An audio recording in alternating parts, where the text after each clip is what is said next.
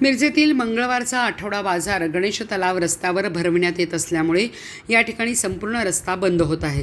या ठिकाणी रस्ते अरुंद असल्यामुळे मोठ्या प्रमाणावर वाहतुकीची कोंडी निर्माण होते। याबाबत महापालिका अतिक्रमण पथक कोणतीही कारवाई करत नाही। सदरचा बाजार रस्त्यावरून हटवण्यास गेलेल्या पथकाला सत्ताधारी भाजपच्या नवनिर्वाचित नगरसेवकांनी हटवण्यास मज्जाव केल्याची माहिती समोर आली आहे। त्या संबंधित नवनिर्वाचित नगरसेवकांची नातेवाईक महिला या ठिकाणी भाजी विक्रीसाठी रस्त्यावर बसत असल्यामुळे एका नातेवाईक महिलेसाठी या नवीन निवडून आलेल्या सत्ताधारी भाजपा नगरसेवकाने संपूर्ण बाजार रस्त्यावर बसवून पूर्ण रस्ताच बंद केला आहे।